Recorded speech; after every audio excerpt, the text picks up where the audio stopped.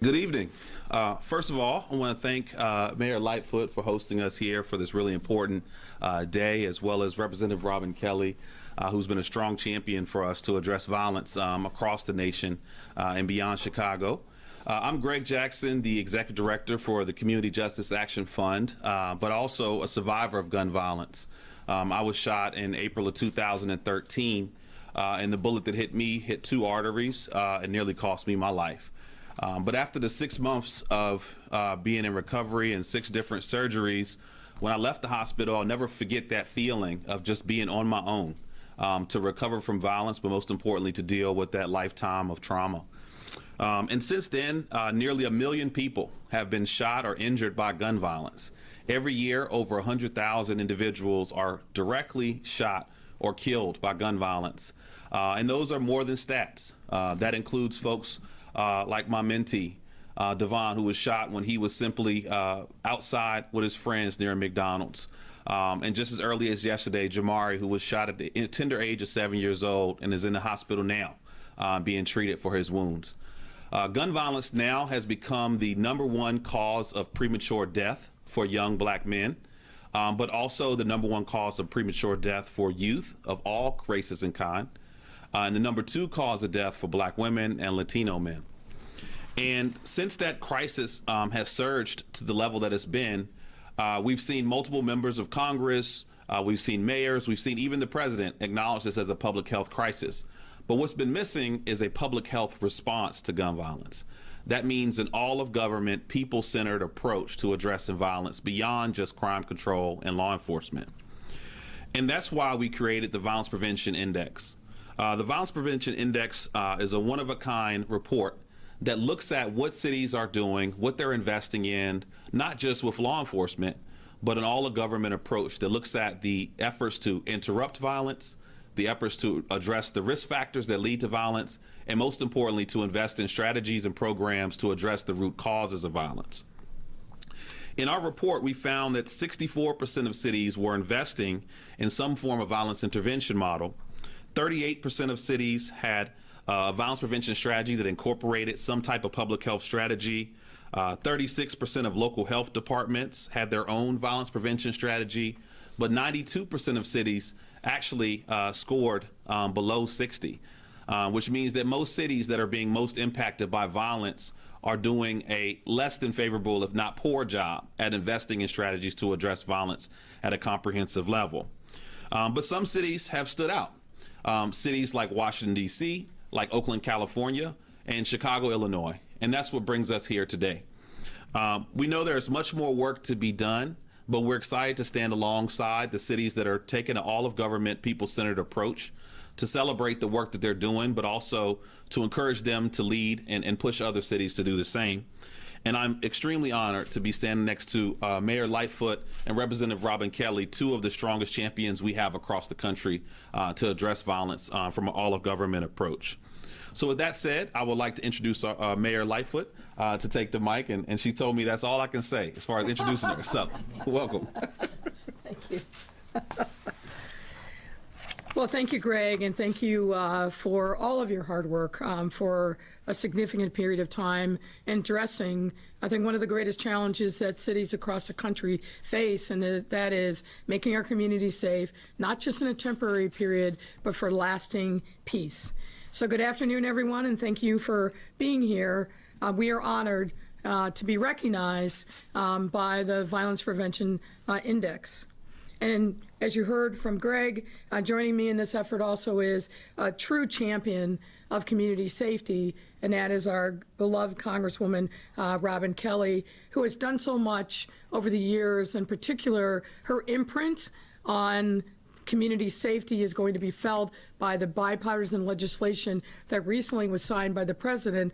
2 of her initiatives, one on gun trafficking and the other on straw purchasing, are now the law of the land, and we look to take advantage of the years of hard work that she put into this effort. So thank you, Congresswoman Kelly. Also joining me is Community Safety Coordination Center Director Tamara Mahal and Ready Senior Director Jorge Matos. Like every big city in the U.S., Chicago has decades-long struggle with violence. This violence is rooted in decades of systemic racism, as well as disinvestment in our communities. To combat this, we have taken innovative steps to address both the immediate and long-term consequences of violent crime. From the beginning of my administration, we took a root cause analysis of the problems related to violence and violence prevention. This approach of not looking just at the symptoms and the manifestations of violence, but the actual causes. And that compelled us to take a whole of government approach to violence, meaning every single department, not just the police, view their work through a community safety lens. Last year, we marshaled and focused this approach through the launch of the Community Safety Coordination Center, or CSCC. The CSCC institutes a big picture, holistic collaboration between government agencies and community members to investigate, to address the root causes of violence, including trauma, lack of opportunity, and community blight. All of the things that we know are at the root of the violence that too many communities have been experiencing literally for decades. Now, nearly 1 year later, we are seeing that our whole of government approach yield dividends. As of yesterday, for example, year over year, shootings are down 18%.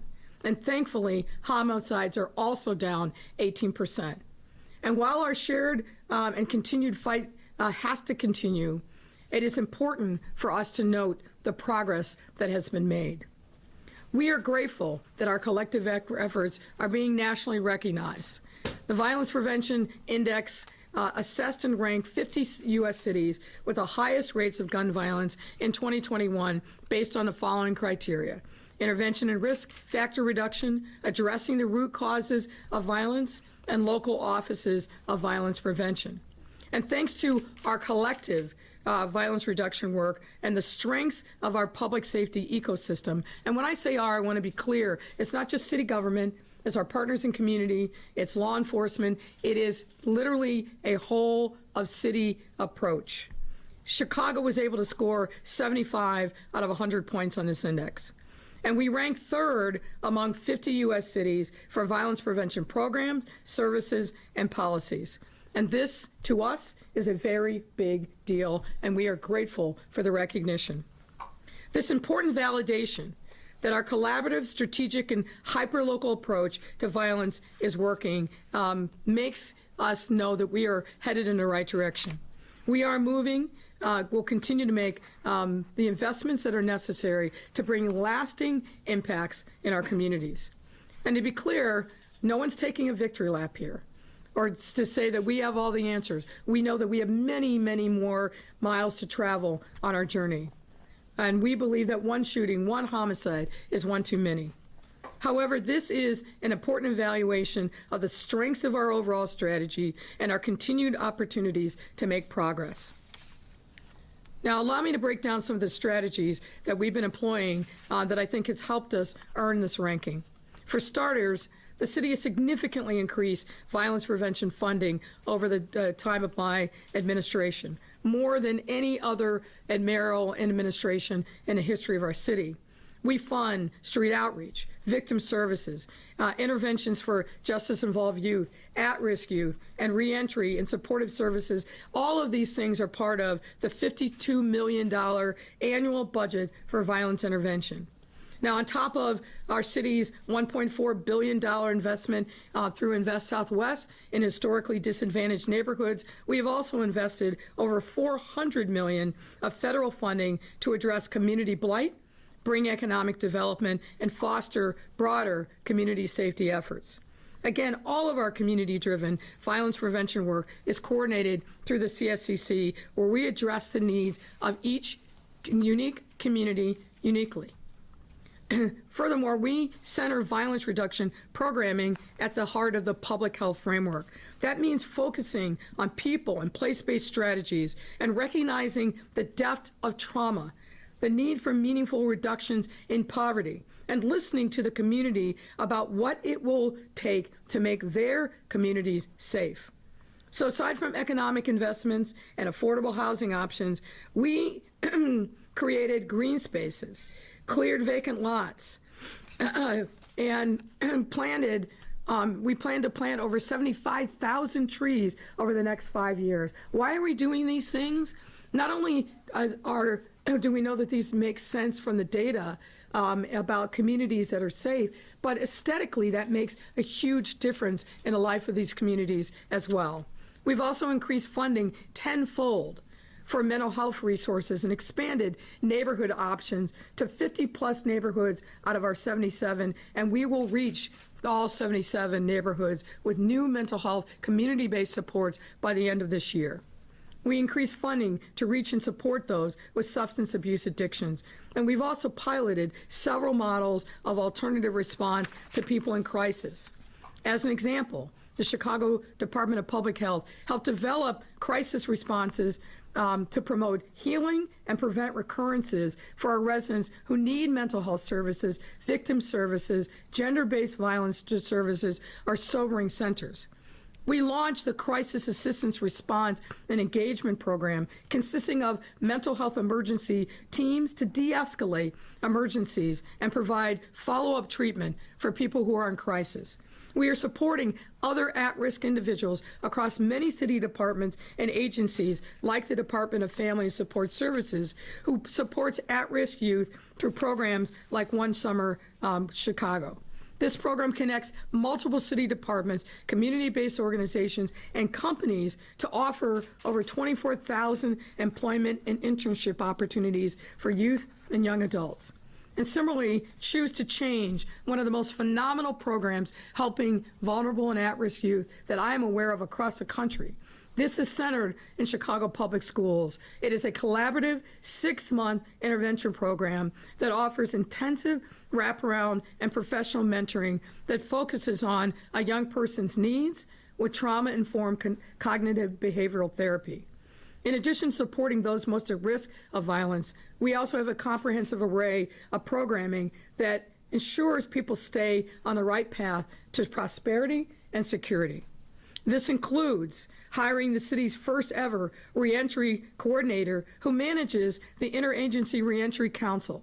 The council is earmarked with $13 million for reentry services this year that will serve formerly incarcerated individuals and transform Chicago into a national leader for being a second chance city. And in my view, you cannot have a serious conversation about community safety unless you are accounting for and supporting those who are returning from incarceration. These are just some of the examples of our whole of city, whole of government approach to violence prevention that is rooted in public health and evidence-based programs.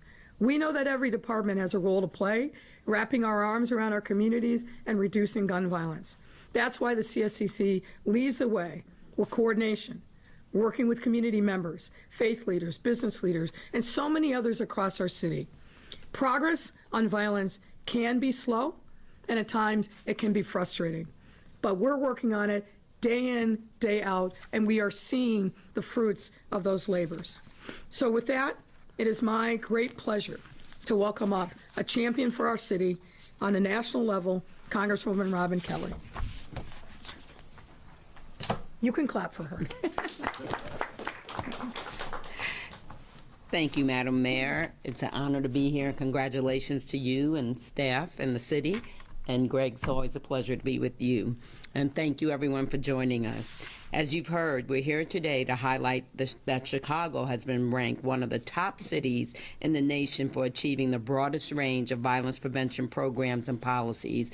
And I'm so happy there's something good to report, you know, because we always tend to hear the negative. So hopefully we're shouting this out loud. The City Violence Prevention Index, or VPI scorecard, is the Community Justice Action Fund's inaugural report on the top American cities who are acting to prevent gun violence. Like many of the folks up here, I've been working on this issue for quite a long time. Along the way, we've had our hearts broken over and over again by the terrible gun violence that occurs not only in Chicagoland, but across this country. We rightly spend a lot of time focusing on the victims and survivors, on trying to figure out why gun violence occurs and how we can stop it. To be honest, this is wearying work, and there are some days when a meaningful solution feels so far out of reach. However, we rarely stop to reflect on the progress that is being made. This report is an opportunity to do just that, and for other cities that are suffering from gun violence to learn from us. This is certainly not to suggest that we are doing everything right or we don't still have a long way to go, as the mayor said. Gun violence is too common in our streets, and too many lives are being taken or ruined by these senseless acts. Just this weekend, 37 people were shot across our city, and 4 lost their lives. It is nearly impossible to fathom the number of people across Chicago who have been impacted by gun violence. But what keeps me hopeful is that there are advocates like CJAF and Ready Chicago and so many more who are here to do this work. And there are so many who have never given up. We should be encouraged by this scorecard. It shows that Chicago is making progress and that, as a matter of fact, we scored higher than 2.5 times the national average on our achievements in violence prevention programs, services, and policies. That is encouraging, that is progress, and that is hope. I've often said that there's just not one solution to the gun violence epidemic. We have to take a multifaceted approach to address this issue. This scorecard will help other cities learn from what works here in Chicago, like our outreach-based violence intervention programs, the youth and family violence intervention programs, our strategic workforce development programs, and our victim and survivor services. And hopefully, this scorecard will give us some new ideas from other cities too. In the meantime, I'm going to keep working in Congress to ensure that Chicago and every city have the resources they need to battle this epidemic. Soon, we're going to start seeing some of the fruits of that labor. This summer, as you know, President Biden signed into law the bipartisan Safer Communities Act. On top of gun violence prevention laws, including my own work to eliminate gun trafficking, that new law includes $250 million for evidence-based community violence intervention work, like the work of CJAF, Ready Chicago, and so many other fantastic organizations. I am not going to let this be the end of our work. I'm still fighting to increase economic employment and educational opportunities for the people of Chicagoland so that less and less people turn to gun violence in the first place. Doctors are working to get better at treating gunshot wounds so that more people can survive. We're expanding mental health care resources to prevent suicides by gun and to help people recover from mental traumas inflicted by gun violence. So while we're happy today to be recognized for the work that so many across Chicago are doing, we are just using this as a little bit of fuel to keep our fire burning and to keep working to save lives. I am now going to hand things over to one of those people working to prevent gun violence, Jorge Matos, Senior Director of Ready Chicago. Jorge has been working in violence prevention for 17 years. He is a lifelong resident of the West Side, so he understands the gun violence landscape in Chicago and is working hard for healing. With that, Jorge. Thank you. So good afternoon, everyone. Good afternoon.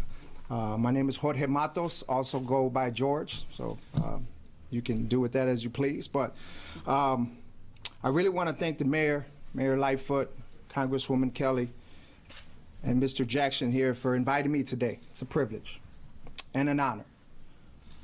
I've been on the ground in Chicago for almost 2 decades, close to 17, 18 years.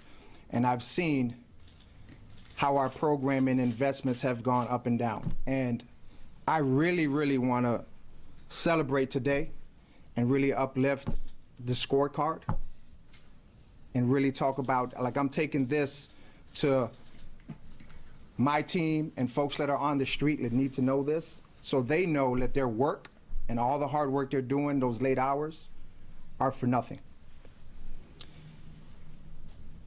Ready Chicago is an evidence-based program. It's an evidence response to gun violence, focus on healing trauma, and building opportunities for young men at risk. Launched in 2017, we have seen significant success among participants and our program growth in the last 5 years.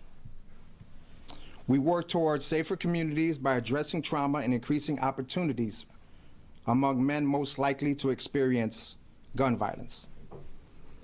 A key to this is CBI, cognitive behavior interventions, helping people heal from trauma and respond differently. We work through community-based organizations to directly engage men at the highest risk and to connect them with mental health supports, paid transitional jobs, and professional development supports. I am a huge advocate for creating opportunities for our participants. And throughout my years of working in Chicago and being in the violence prevention field, I have seen with investments from the mayor and others that is happening now. And as a young man growing up in the West Side, specifically Humboldt Park community, that wasn't the case when I was growing up. Wasn't a lot of resources. There wasn't what is being built today. So I'm here again to thank you, Mayor, and thank you, Congresswoman Kelly, for advocating and being champions of this work. We are not even close to where we need to be, but I think we're on the road and we're heading in the right direction. And the index says that. I've traveled across different cities, and I am proud to say that when I go to LA or other cities, to say that I'm from Chicago and that we're doing this work and we're making an impact on the ground.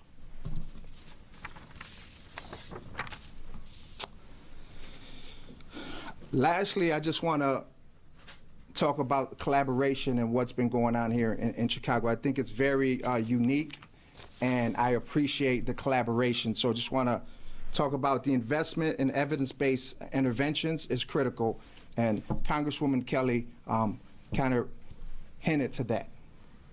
You know, we're doing unique work that's evidence-based. So there's a lot of data, and this tells us, you know, that we're doing the right thing and we're headed in the right direction. Lastly, I just want to mention and thank some of our partners that are on the ground doing a lot of this work as well. We got NLEN in North Lawndale. We got UCAN, IMVC, CNH, CP4P out of Metropolitan, and Chicago Cred, and Heartland Alliance Ready Chicago.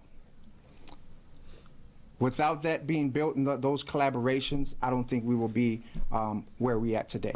So I just want to give a huge, huge shout out to all the folks across the city that are doing this work and believing in collaboration. Thank you very much. All right, we're happy to take your questions. Thanks a lot, Mayor. Members of the media, Asha and I will bring down the mics to you. 2 questions for reporters. We'll start off with On Topic. Sarah Schulte from ABC. Go ahead, Sarah. Well, you say this is good news, and you also cited the data that homicides and shootings are down. Bottom line is, I know you've been asked this question before, but you know, residents don't pay attention to the data, and they don't pay attention to a ranking like this. It doesn't really mean something to them if they don't feel safe.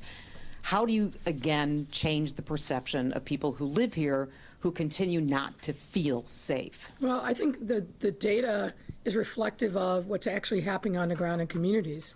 As I mentioned, when we stood up the CSCC, one of the things that was critical to the work that we wanted to do and what we've been able to accomplish now a year on is being in these communities. We picked 15 communities that were the biggest drivers of violence, over 50% of our violence. And what we're seeing is community buy-in, community leadership, community capacity building, literally on a block-by-block basis. So while certainly there's a lot more work to be done, and there are certain communities that have historically not felt the burden of violence that are feeling it now, and those residents, I think we still have work to do.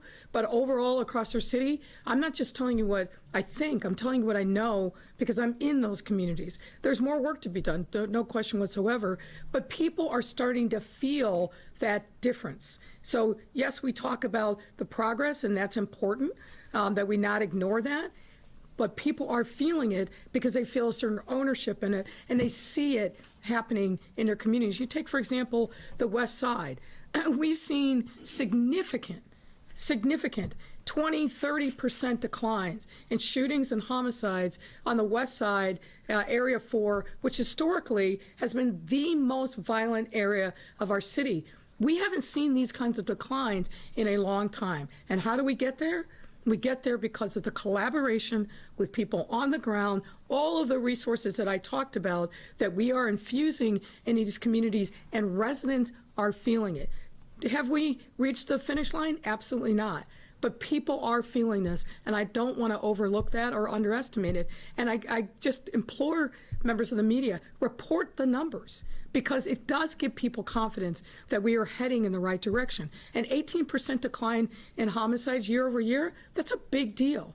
And yet we never see that reported. When I go out into the community, I say, hey, how many of you know XYZ about what's happening in your community, what the numbers look like? Very few hands ever go up.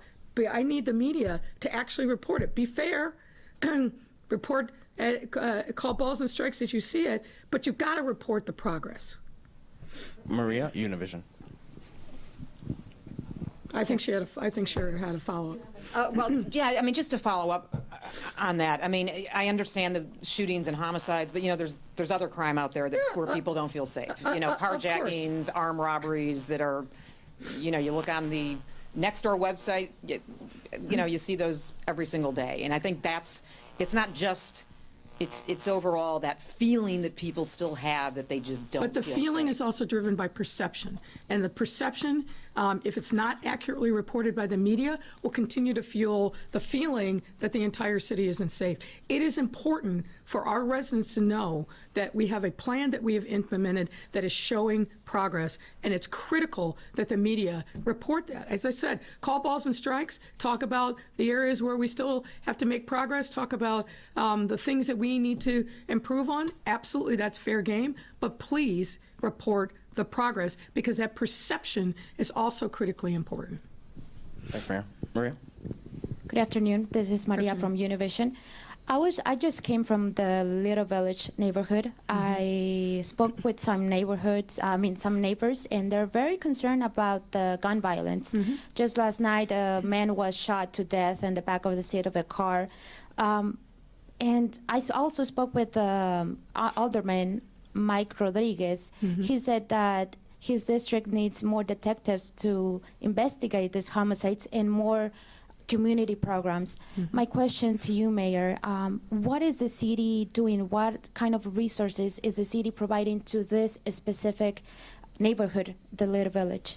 Well, I read off a long laundry list in my opening remarks of the things that we are doing, and specifically we're looking at the communities that have had historic levels of violence, meaning decades, and Little Village is certainly one of those communities. I share the desire of the Alderman to make sure that we've got more resources. That's precisely why over the course of last year and this one, we've hired or promoted, I should say, 200 new detectives, and we look to do more. And I'm going to encourage the alderman, when it comes time to vote for the budget that increases the amount of resources to the police department, that I hope we can count on his vote.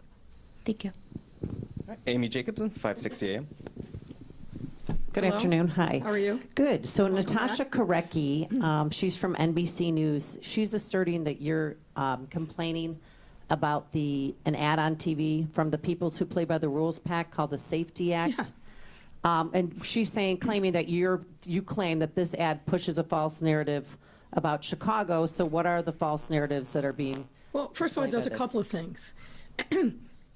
It darkens my skin. I don't think there's any dispute that I'm African American, I'm black, and I'm very proud of that. So why do you need to blacken what I look like to send this ad out to suburban communities? So that in and of itself would be offensive enough. But what it's doing is it's fear-mongering. It doesn't recognize the fact that, in fact, we are down 18% in homicides. We are down 18% in shootings. And it shows black men, I don't know where from, I don't even know if they're from Chicago, who are violent and looting. It is the ultimate dog whistle being propagated in support of Darren Bailey. So we live in a time where it's real easy to talk about what divides us, to show the visuals of that. But what we should be doing, if we're actually talking about a vision for the future, where you want people to support you, how about talking about what's possible and how we bring people together? But to use the oldest racist tropes that there are to make the scary black woman even blacker, to show scary black men on TV, and to say to the suburbs, i.e. the white people, you don't want this coming to your town, so vote for Darren Bailey. That is the height of racism and cynicism, and we don't need it anywhere, certainly not in our politics, and we definitely don't mean it if we're going to try to bring people together and solve problems. I believe very strongly in regionalism. I have done that from the very beginning of my administration. We have so many things that we can work on together: transportation, water policy, the environment, and of course, public safety. But an ad like that is so offensive, it shouldn't even be part of the public discourse. You know, they claim that they didn't alter anything. Yeah, and well, that video is all from Chicago. They got that video from news prove that that's not. stations. We can prove that that's not true. Okay, my second question, last question. Mayor, you know, you talked about the shooting victims. What about off-duty Chicago police officer Danny Golden? He was shot on duty while breaking up a fight. Have you reached He's out? actually off duty. Oh, I'm sorry, off-duty Yeah. police officer.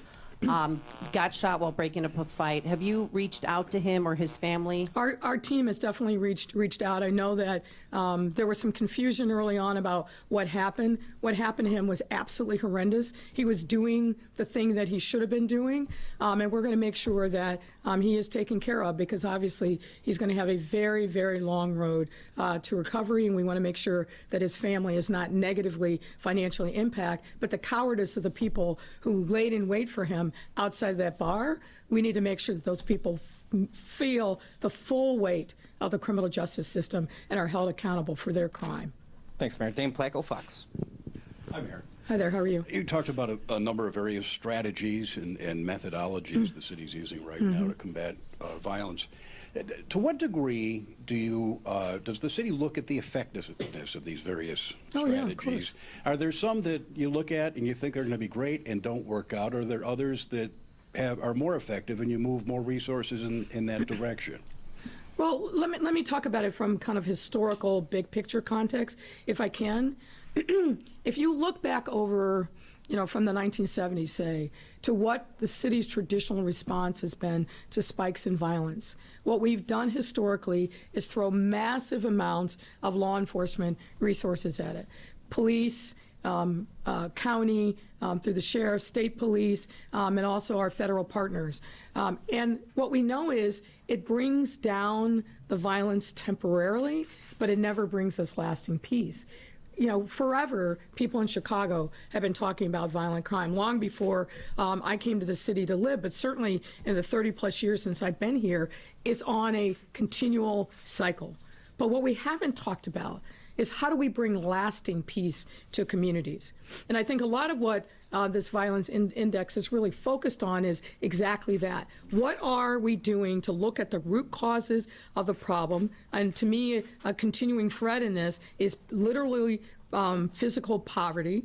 What do we do to make sure that we're not just being reactive to crime, but we're being proactive and preventative? We're looking at the trauma that communities are facing, and how do we infuse those communities with resources? As I mentioned, on my watch, we've increased mental health funding tenfold since 2019. So we are seeing, based upon, frankly, deep engagement with the community, that there are certain strategies that absolutely are going to be working. But fundamentally, what we want to do is make sure, A, that we're listening, and that meaning listening to the community, and that we're solving the problems that they want us to solve.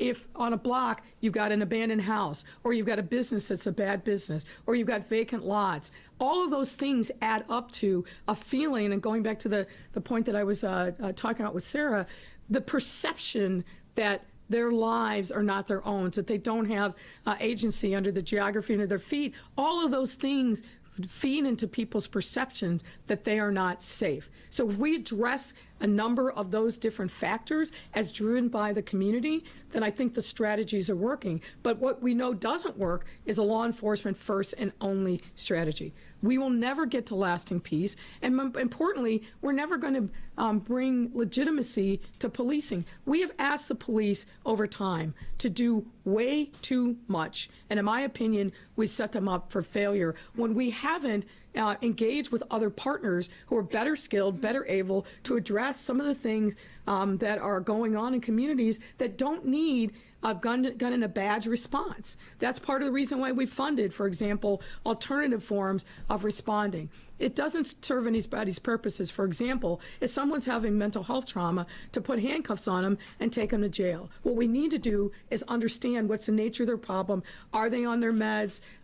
Do we need to get them to a mental health provider? So we've got to use different tools in our toolkits. And obviously, we're looking at the data to see, are we making progress? Are we reducing calls for service? Are we minimizing the number of people, for example, that are going to jail for mental health crises?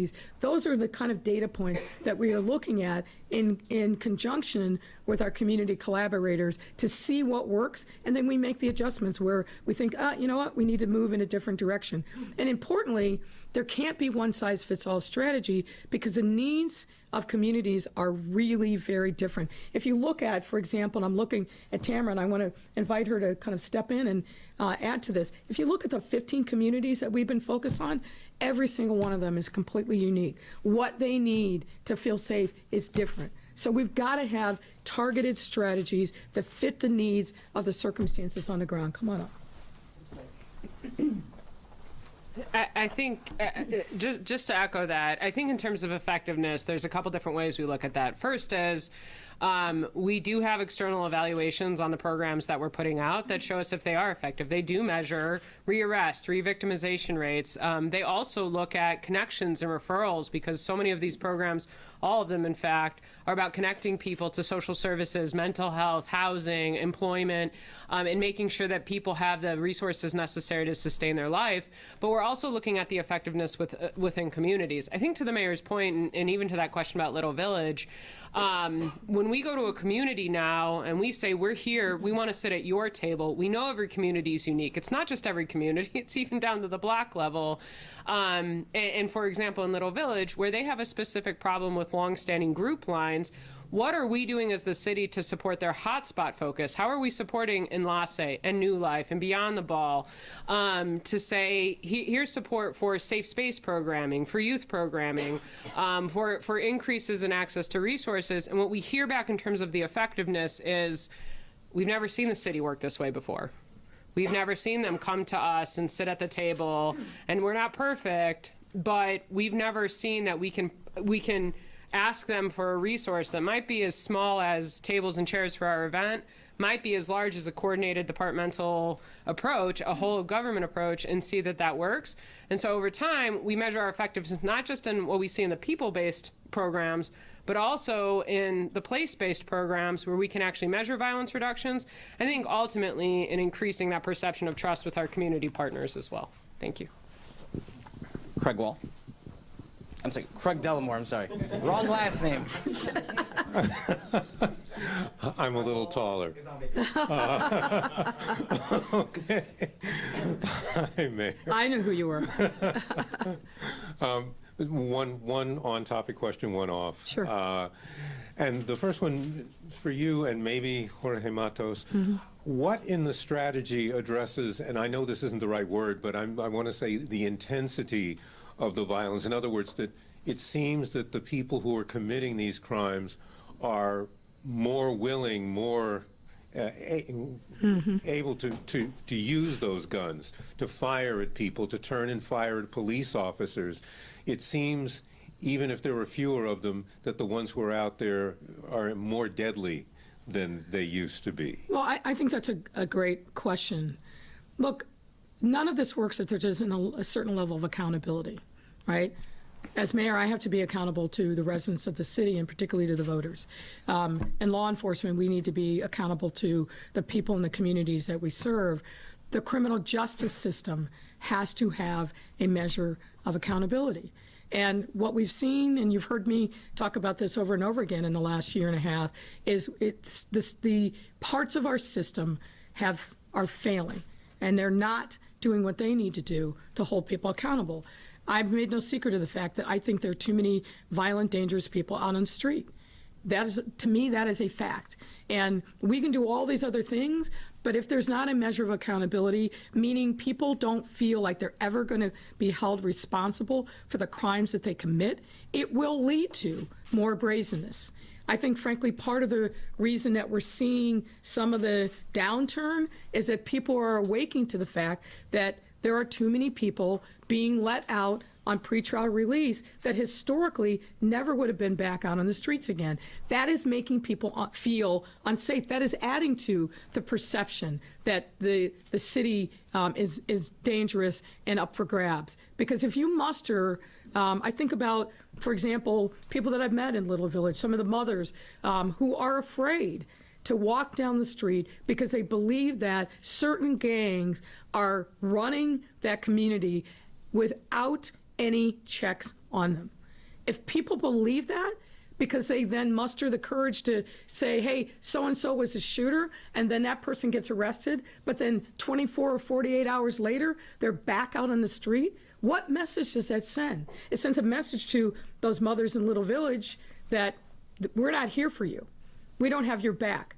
But it also sends a message to the people that have been arrested that, a night in the county jail, just the price of doing business.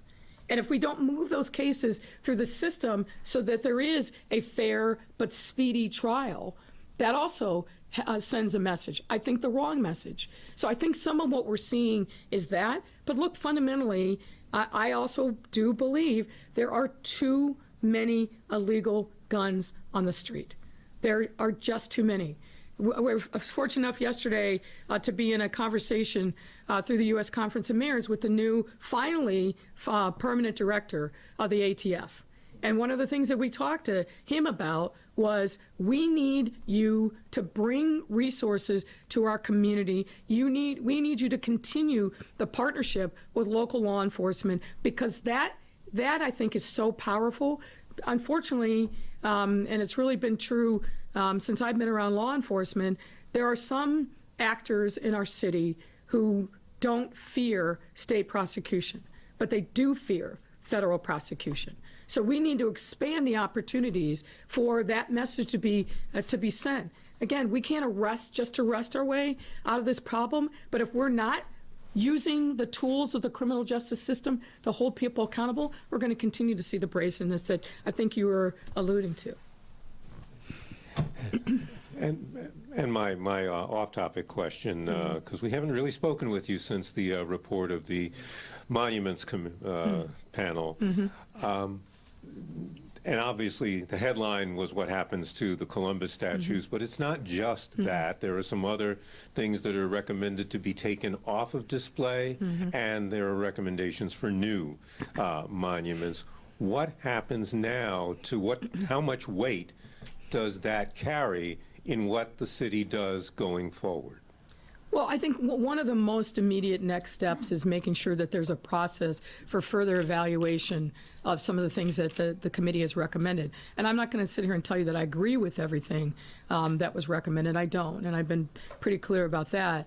But it's easier to say this should go, that should go, than make it happen. For example, the reliefs that are on the Fort Dearborn Bridge, easier to say, let's remove these because they don't accurately reflect the true experience of Native Americans in our country and in our city.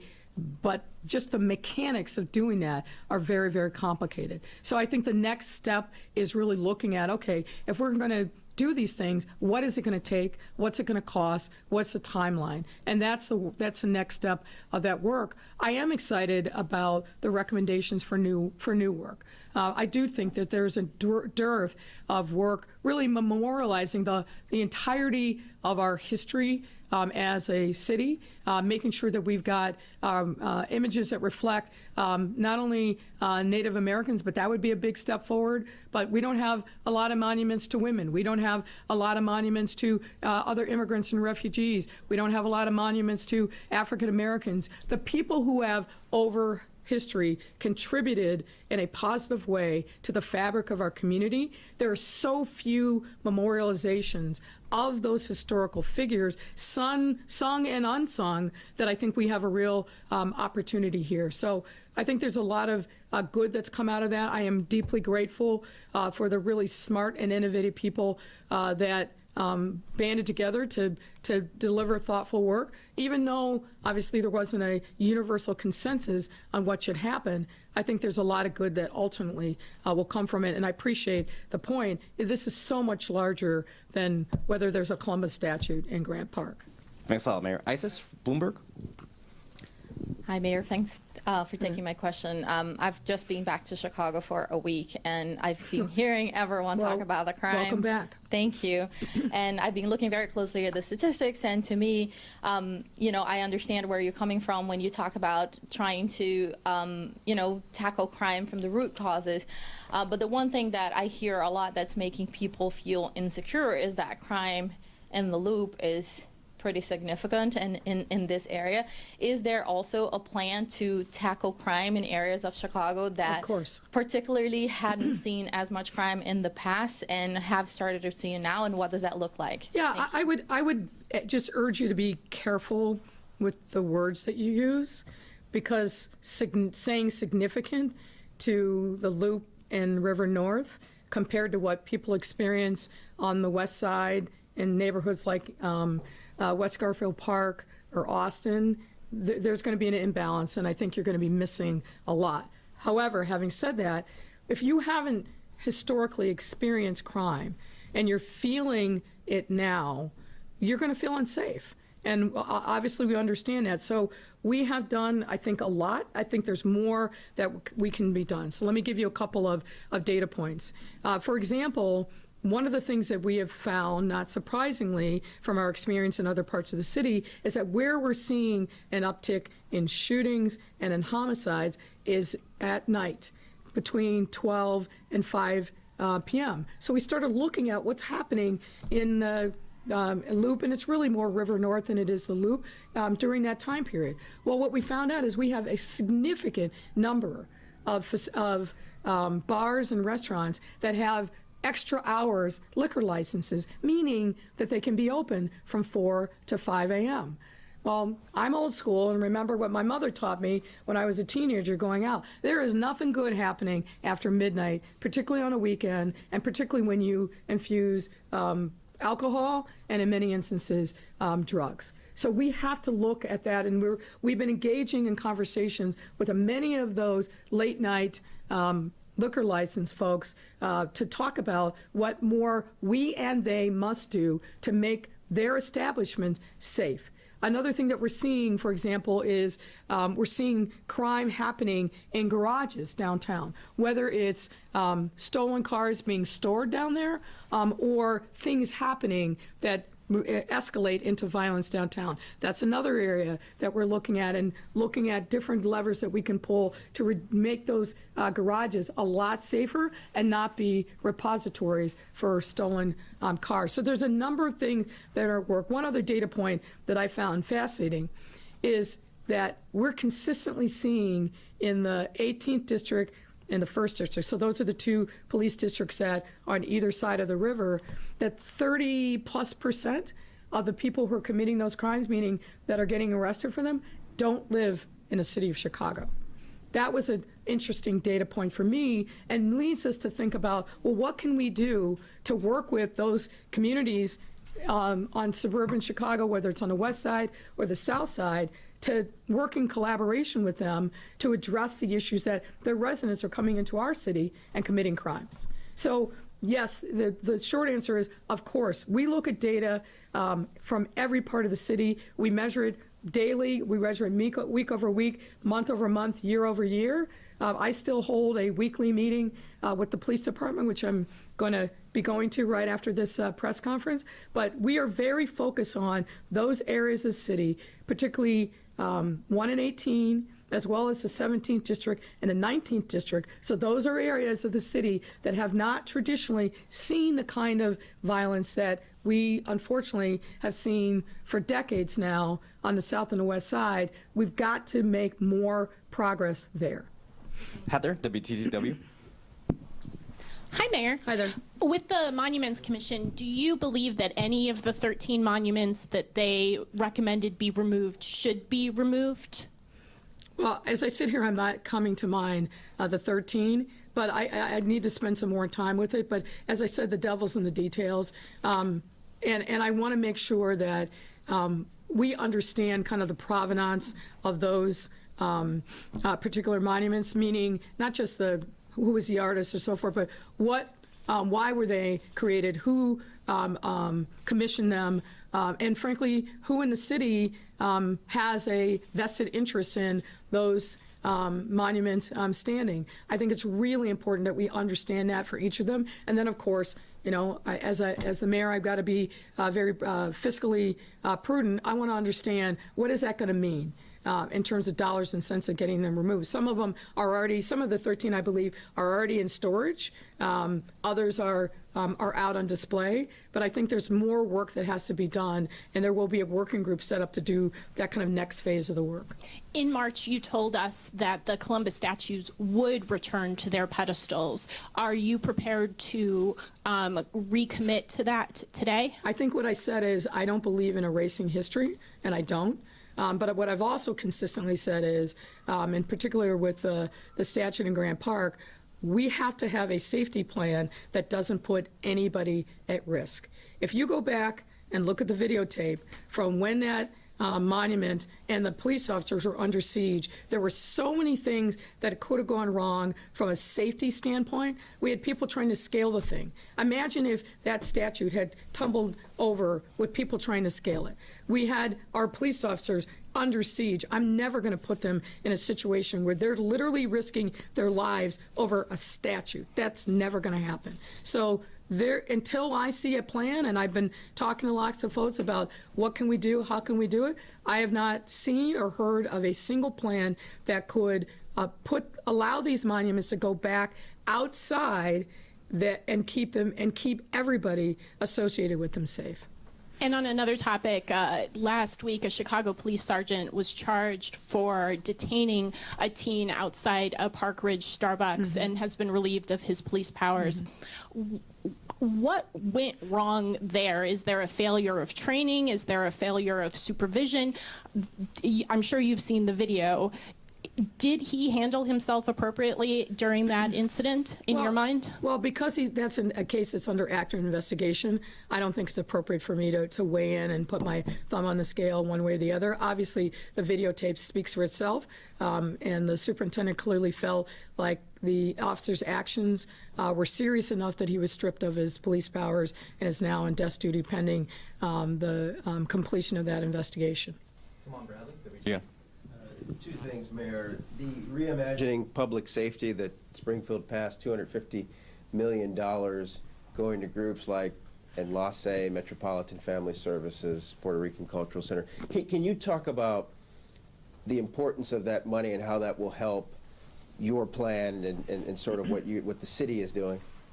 Well, I think it's already helping, and I appreciate the fact that the state has stepped up and understood that they've got to be our partners in this work. We have to make sure that all levels of government are focused on root cause analysis and making sure that we're strengthening data-proven strategies in the community and the providers of those strategies that make a difference. And you mentioned Enlace, and Ready, and I could go down the list, but these are organizations that are doing really impactful work that is demonstrated by third-party validators who are analyzing what they're doing and the impact. So I welcome the support from the state. The state provided, for example, I think it was a $10 million plus grant this summer to Chicago Public Schools for CPS and the programs run by Jadine Chow to really focus on the hyper at-risk individuals, to bring them back into the CPS orbit, to provide them with cognitive behavioral therapy, to get them mentors, to give them a job and a stipend,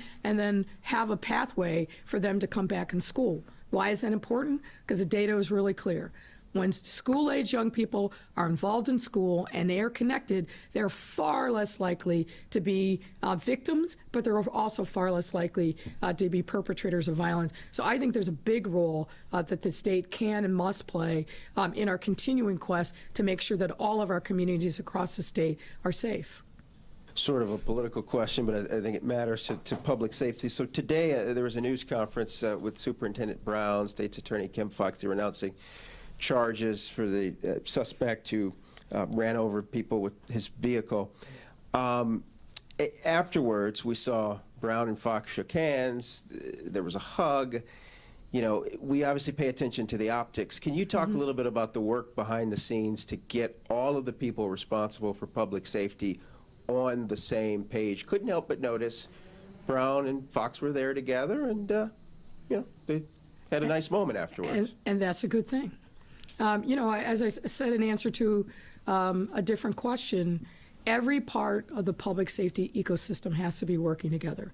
We may not always agree on every issue, but every part has to work together. We've got to open up lines of communication. We've got to find common ground where we can. And obviously the state's attorney is a very important actor. No charges are ever brought that the police department announces without the state's attorney's office agreeing and signing off on those charges. It makes sense to me that the chief prosecutor for our county would be standing with our police department as charges are being announced. So I think that that is a good thing. I'd like to see more of it. But it's a positive step in the right direction, and I think a recognition on all parts. And I'll just say to the Soup and State's Attorney Foxx that we are stronger when we work together. We are making our communities better when we all work together. Aaron, Hyde Park Herald. Thanks for having me. Can I ask Ms. Mahal a couple of questions, please? Yeah, sure. Thank you. I've been interested in writing about violence interrupter programs for a long time. I just found an article from last September from Vox, though, that was citing some research, reviews of research and individual studies that were really calling into question the effectiveness of these programs, period. And looking at the study that we're all here about today, too, it's really just kind of checking off whether initiatives and programs exist or not. Do we have any evidence from the city's perspective about whether these things are actually working? Or from the state, from the federal government, from the city, we're investing a lot of money into them. Do we have any sense of, you know, research-wise, whether or not any of this is actually doing anything? Yeah, that's a great question. So I think first and foremost, there's been a number of research studies done. I've probably read every single one of them over the past 20 years looking at interruption programs. And every program's designed differently, they're operating differently, they're evaluated differently, and so you may see some differences in where those studies come in. I think importantly, the investment that the city of Chicago is making in CP4P, which is a network of 24 different outreach organizations, has a third-party evaluation that's being funded and supported to ensure that we do see an effectiveness coming out of it, and it's being conducted by N3. The evaluations of CP4P have actually shown, and we'll get you the specific studies, have been promising, have shown 30 to 35% reductions in rearrest and revictimization rates amongst their participants. And so we continue to evaluate and look at those studies where they're at, but I think we're going to have to get you the specific numbers of that. I would say just across the board, whether it's in victim services or other areas, that including the CPS programs that were mentioned, reentry, that evaluation is an incredibly important component of the city of Chicago's. We want to make sure that the programs are working, that the investments are serving the public's dollars, and certainly that if there are challenges, that we can pivot and look at new ways to approach and address them. And then the final thing I'll say, because we do talk quite a bit about evidence-based approaches, we're trying new approaches right now. Not all of them have been tested in the city of Chicago, but we see incredible basis for them in other cities. And so what we want to be able to do, whether that's vacant lot work, where we've seen tremendous impact in cities like Philadelphia or Flint, Michigan, we want to make sure that we can implement those in a way that's unique to the city of Chicago, but still relies on our partners, which is why I think it's so important for us to be here with folks like Greg to talk about what are other cities doing, what can we learn from them, and then yes, where we have success, like in Choose to Change, Safe Passage, which was created here in the city of Chicago, that can be implicated as a best practice moving forward. Anything that CSCC can give me about effectiveness, I'd appreciate being able to report out, and that kind of thing. I can work with the press office. And I'm curious for the mayors also, how's Deputy Mayor Gottreich doing right now? I'm sorry? The Elena Gottreich, the Deputy Mayor for Public Safety. Elena Gottreich. Gottreich. I'm sorry. That's Terrible okay. with names. And what was the question? How do you view her doing the job and that kind of thing? What's she been doing? What's she bringing to the role and that kind of thing? She's very involved in this work, and her team also does a lot of policy analysis for some of the initiatives that we're involved in. But there's also Elena directly managing and addressing the day-to-day challenges of the police department, the fire department, OEMC, and the Public Safety Administration. That is a full-time job in and of itself. And there's lots of things that, particularly as we head into the budget season, that we are working through with them. So she really runs point on kind of the day-to-day liaisoning with those different organizations. So she's got a very full and overflowing plate. Thanks a lot, Mayor. Thanks, everyone. Have a great day. Thank you.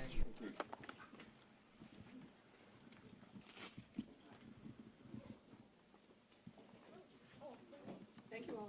Excuse me.